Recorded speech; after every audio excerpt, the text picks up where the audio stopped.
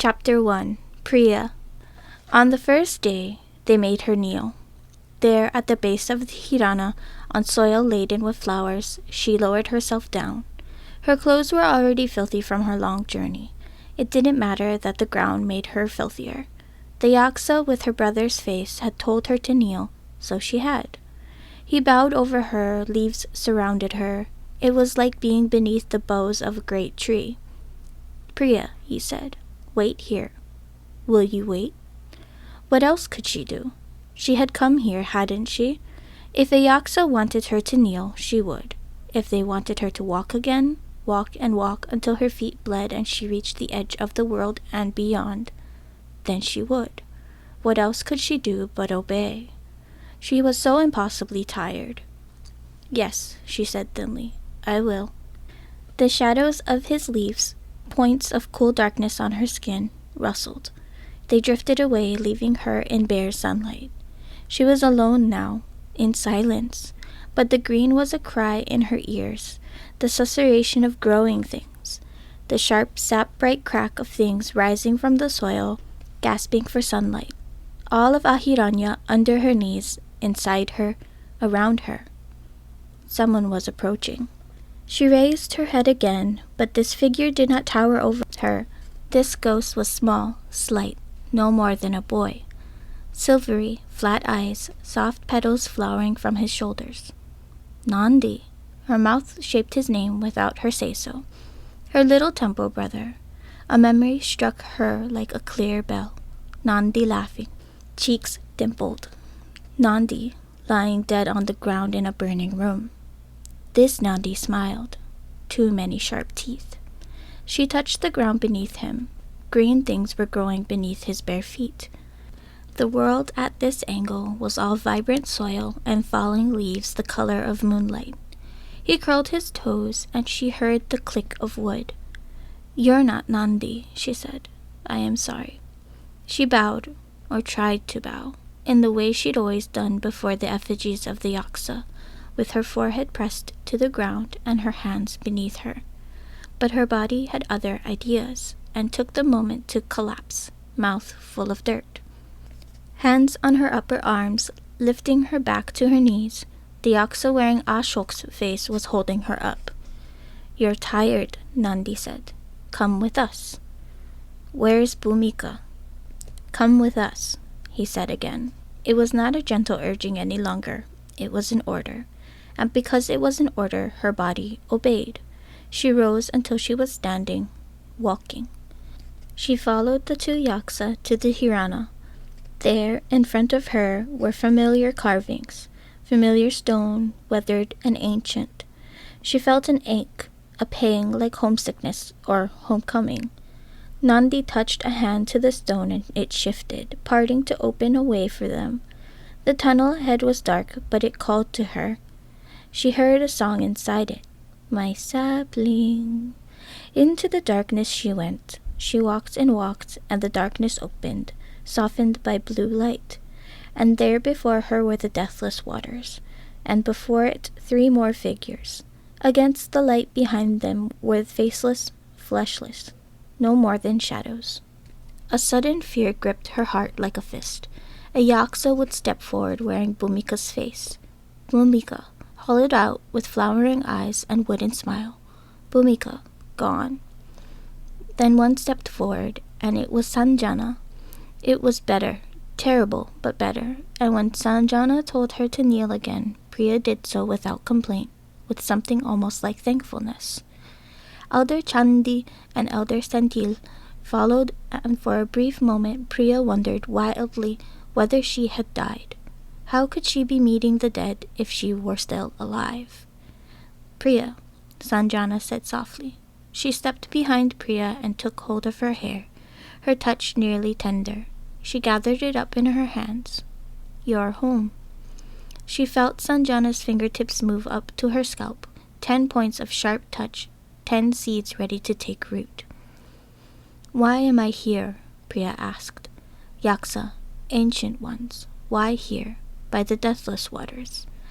I'd do better resting in a bed." There was something like laughter, rustling, rippling. Your soul needs rest, the Yaksa who was not Zenyil said. More than your body. The one wearing Ashok's face kneeled before her. You carry something precious within you, he told her, his voice hushed. He grasped her hands, turning them over. The bluish light of the deathless waters reflected on her skin, turning the brown of her palms soft gray. We want to protect you. She felt the Sangam pour over her, cosmic and rippling, mingling with the light of the deathless waters before her. She breathed out, only half knowing her lungs, and felt Sanjana's nails press deeper into her scalp, points of grounding, points of pain. Is this healing, Priya thought? Is this rest? It certainly didn't feel like it, but she had stabbed Malini and watched the terror and betrayal fill her eyes. She had left Sima behind, and Bhumika, wherever Bhumika was, could not help her. Rest, Nandi urged again, and Priya closed her eyes. On the second day, she dreamt. She was in the Sangam, wholly, deeply, immersed in rivers of green and gold and blood red. And they were around her, the Yaksa, all 5 of them, all utterly inhuman, fish-scaled, flower-eyed, lichen-fleshed, river water oozing from their skin and pearly sap adorning their finger bones. She loved them, a little, or perhaps entirely. She worshipped them all her life, after all, but she feared them too, and that was bitter, a sharp thorn under her tongue. Are you hollow? The Yaksa asked. Are you ours, wholly and utterly? Are you hers? Yes, she told them. Yes and yes. She had cut out her heart after all. If they could see her soul, then surely they could see that. Her ribs of wood and no human heart within them. They picked at her apart. They asked her again and again, can you be trusted? Will you stay? Will you serve? Yes. She isn't enough. She isn't ready. She isn't strong enough. Words not meant for her that darted through her anyway, silvery arrows piercing her. Will you be what you need to be? Will you reach for her? Can you find her? Can you break your bones, your heart, your mind in her service? Can you yield? Yield to it, Priya, beloved, yield. Yes, and yes, and yes, and yes. On the 3rd day she stopped counting. Someone pressed water to her mouth. She drank. She slept. She dreamed of the war, the churn of chariot wheels, and the Sakatan warriors around her racing forward on their horses, and Sima holding up a shield to protect her. More water. Pangs of hunger through her belly. She was walking into the imperial court. She was sliding a knife between Malini's ribs. She was kissing Malini, kissing her even though she hadn't kissed Malini when she stabbed her. Kisses that tasted like blood, salt. I'm sorry. Hate me. You can hate me. Hate me and live. She woke, back in her own body, breathing and aching, sprawled in the dirt.